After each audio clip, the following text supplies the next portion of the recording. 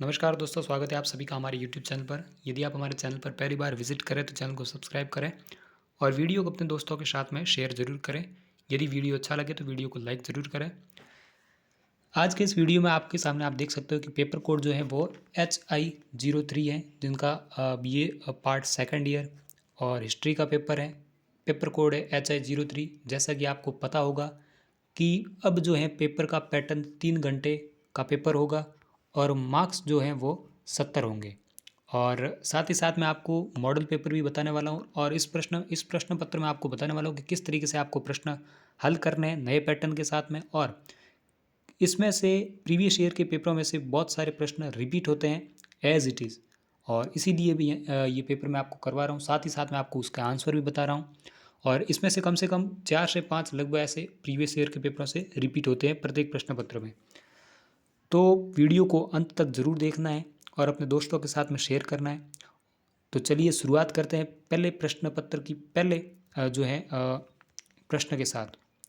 जैसा कि आपको पता होगा कि अब जो है सभी प्रश्न अखंड के देने आंसर जरूरी है और 30 शब्दों में उत्तर देना और प्रत्येक का 2 होगा, 2 नंबर जो है इसके अंक होंगे। तो पहला प्रश्न जो है वह है कि सल्तनत काल जो था उसमें सैनिक विभाग को किस नाम से जाना जाता था, वो आपको बताना है। तो सल्तनत काल में जो है सैनिक विभाग को दीवान ए आरिज नाम से जाना जाता था।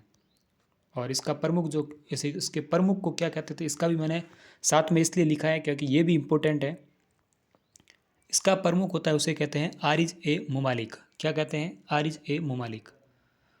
इस तरीके से आपको आंसर लिखना है। फिर है मलिक काफूर कौन था? यदि आपने पद्मावत मूवी देखी है तो आपको पता होगा कि ये मलिक काफूर कौन था। अलाउद्दीन खिलजी का सेनापति था जिसने दक्षिण विजय की थी। तो यहाँ पर आप इस तरीके से लिखेंगे कि मलिक काफूर, जिसे ताजुल दिन इज अल द्वा के नाम से जाना जाता था और दिल्ली सल्तनत शासक अलाउद्दीन खिलजी के एक प्रमुख अनौपचारिक दास गुलाम जनरल था। इसे अलाउद्दीन खिलजी ने जनरल नुसरत खां द्वारा गुजरात से 1299 के आक्रमण के दौरान लाया था और अलाउद्दीन की सेना के कमांडर के रूप में मलिक काफूर ने 1306 में मंगोल आक्रमणकारियों को हराया था। आंसर यही है कि यह अलाउद्दीन का जो है गुलाम था। फिर है खाकी खां की पुस्तक का नाम बताना है आपको। इस पुस्तक का क्या नाम है? उनकी पुस्तक, ये खाकी का एक लेखक है और इनकी एक पुस्तक है, वो आपको नाम बताना है। तो इनकी पुस्तक का नाम क्या है वो मैं आपको बता देता हूँ। इनकी पुस्तकें 3-4 पुस्तकें हैं और इनमें से आप जो भी याद करें कम से कम 2 याद कर लें। फुतुआत आलमगीर इन्हीं की पुस्तक है। मुंतखब उल लुबाब और आलमगीर नामा। और चौथी पुस्तक है, ये बहुत ही इंपॉर्टेंट है, महासिर आलमगीरी। आपसे सीधा ये भी पूछ सकते हैं कि महासिर आलमगीरी किन की रचना है, तो खाकी खाकी किन की है? खाकी खाकी रचना है। फिर है चौथा प्रश्न कि सुमेल का युद्ध जो है वह कब लड़ा गया? और यदि आपको पता हो तो इसका नाम कहीं पर गिरी सुमेल भी मिलता है। क्या नाम मिलता है? गिरी सुमेल युद्ध। तो आपके सामने गिरी सुमेल युद्ध भी लिखा आ सकता है, तो आपको कंफ्यूज नहीं होना है। यही सुमेल के युद्ध के बारे में पूछ रहा है और इस कब लड़ा गया तो वो मैं आपको बता देता हूँ कि ये युद्ध जो है 1544 ईस्वी में लड़ा गया था। और किन के मध्य लड़ा गया था वो भी मैं आपको बता देता हूँ कि आपको आंसर किस तरीके से लिखना है। इसका आंसर आपको इस तरीके से लिखना है कि विक्रम संवत 1600, यानी कि आपको ये डेट याद रखनी है, 5 जनवरी 1544। और इस डेट को जोधपुर यानी मारवाड़ के माँ प्रतापी राजा मालदेव के सेनानायक जेता कुंपा के नेतृत्व में लड़ा गया। ये मालदेव के सेनानायक के दोनों, इनका नाम आपको याद रखना है, जेता और कुंपा जी।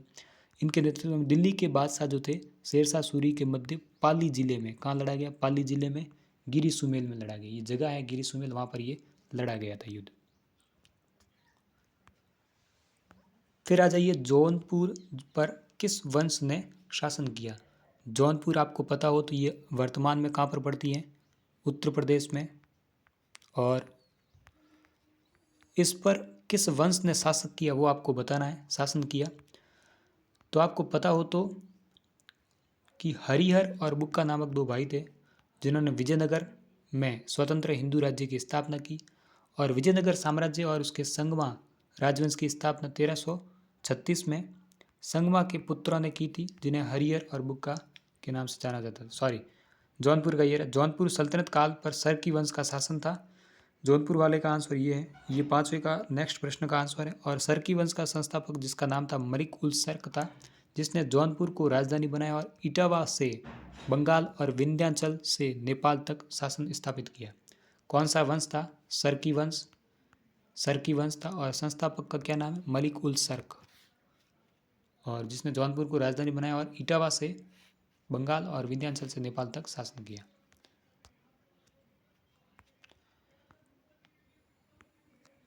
5वें प्रश्न का आंसर है कि हरिहर बुक्का कौन थे? तो इसका आंसर आपको ये लिखना है कि हरिहर बुक्का दो भाई थे, जिसने विजयनगर साम्राज्य है उसमें स्वतंत्र हिंदू राज्य की स्थापना की थी।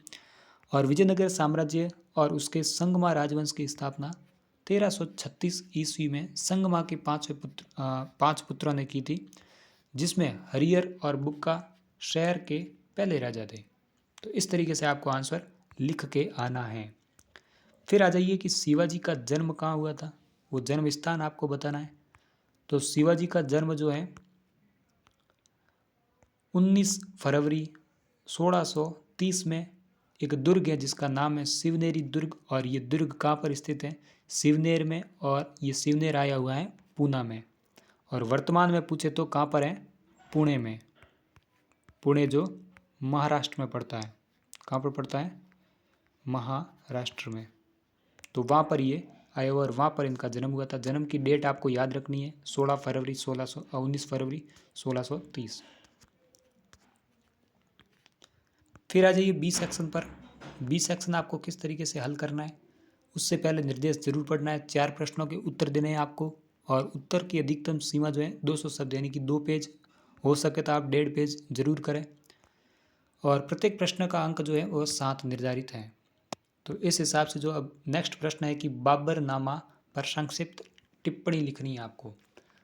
तो सबसे पहले मैं आपको बता देता हूँ कि बाबरनामा की रचनाकार कौन है, वो आपको बताना है। वो बाबर स्वयं थे। और उस पर संक्षिप्त टिप्पणी, तो उसमें तत्कालीन सामाजिक, आर्थिक, राजनीतिक बिंदुओं पर विस्तृत जानकारी मिलती है। और बाबर ने भारत में उद्यानों के बारे में बाबरनामा में जिक्र कर रखा है। और भारत में जिस प्रकार गर्म शुष्क पवनें चलती थी जिसे लू कहते थे, उसका उल्लेख है। और भी बाबरनामा में जो 5 हिंदू राज्य और 2 मुस्लिम राज्य, उसका उल्लेख है। और साथ ही साथ उनके नाम भी लिखे हुए हैं। तो इस प्रकार से आपको आंसर लिखना है। सल्तनत काल के दौरान स्थापत्य कला के विकास को दर्शाना है कि सल्तनत काल में स्थापत्य कला के अंतर्गत भवन ये सब आते हैं। भवन निर्माण, किले, दुर्ग, ये सब इसके अंतर्गत आते हैं। तो सल्तनत काल में यदि आपको पता हो तो अढ़ाई दिन का झोंपड़ा, अढ़ाई दिन का झोंपड़ा। फिर है कुतुब मीनार, कुतुब मीनार। और भी कई सारी रचनाएं हुई थी, जिसमें तुगलकाबाद, तुगलकाबाद का किला। और फिरोज शाह तुगलक द्वारा भी बहुत सारे उद्यानों की स्थापित किए गए। और बहुत सारी मस्जिदें बनाई गई, जैसे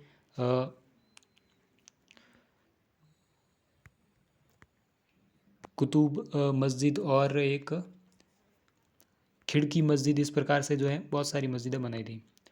फिर आ जाइए अलाउद्दीन खिलजी के दक्षिण भारत पर अभियानों को बताना है। तो उसने देवगिरी जो है उस पर अधिकार किया। पांड्यों के राज्यों को अपने अधिकार में अपने राज्य में हस्तगत किया।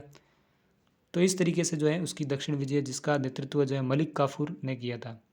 मजहर को बताना है कि मजहर क्या है। फिर है शिवाजी के अष्टप्रधान की विवेचना करनी है। ये आपको आना ही चाहिए। अष्टप्रधान यानी कि उसके 8 जो दरबारी थे उसे अष्टप्रधान कहा जाता था। और उसका आपको पुस्तक में आसानी से मिल जाएगा। और ये इस बार बहुत ही ज़्यादा इम्पोर्टेंट है और इसको आपको याद करना ही है। इसे आप रट लीजिए, इसे वेरी इंपॉर्टेंट लगाकर।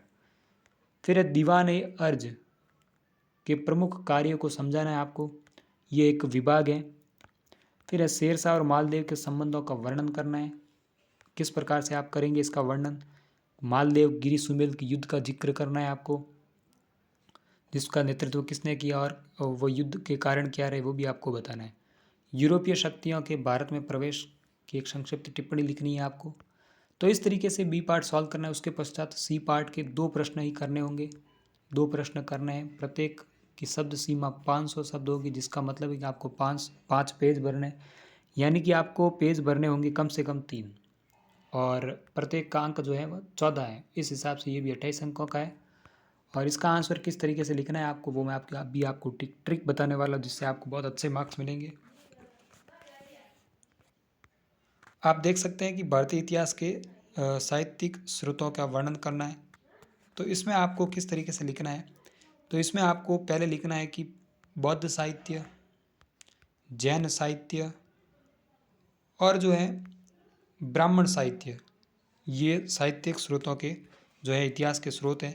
तो इसमें आपको पहले बौद्ध साहित्य लिखना है, इसके बारे में बहुत सारा जो है इतना सारा आपको एक पैराग्राफ के हिसाब से आपको इतना बड़ा लिखना होगा। और उसके पश्चात आपको जैन साहित्य में लिखना है, जिसमें आगम साहित्य है, भद्र बाहु सूरी द्वारा लिखित जो रचना है वो भी आपको लिखनी है। तो इस प्रकार से ये जो पैरा बना के यदि आप करते हैं तो आपको बहुत अच्छे मार्क्स मिलेंगे। 14 में से कम आपको 10 मार्क्स इस तरीके से यदि आप करके आते तो मिलेंगे। फिर है दिल्ली सल्तनत के प्रशासन की प्रमुख विशेषताएं आपको बताने की, प्रशासन किस प्रकार से चलता था। तो केंद्रीय शासन होता था, वह किस प्रकार से था, प्रांतीय शासन किस प्रकार से, और केंद्रीय जो प्रांत है वह किस हिसाब से डिवाइडेड थे।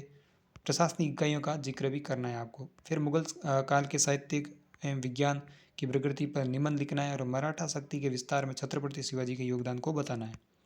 तो इस तरीके से आपको जो आंसर कैसे लिखना वो भी मैंने आपको बता दिया है। यदि आपको हमारा वीडियो अच्छा लगा तो वीडियो को लाइक ज़रूर करें। साथ ही साथ इसका मैं मॉडल पेपर जो है डिस्क्रिप्शन लिंक में डालने वाला हूँ, उसको ज़रूर देखें, क्योंकि उसमें से सारे प्रश्न उसी में से पिछली बार भी पूछे गए और इसी में इस बार भी पूछे जाएंगे।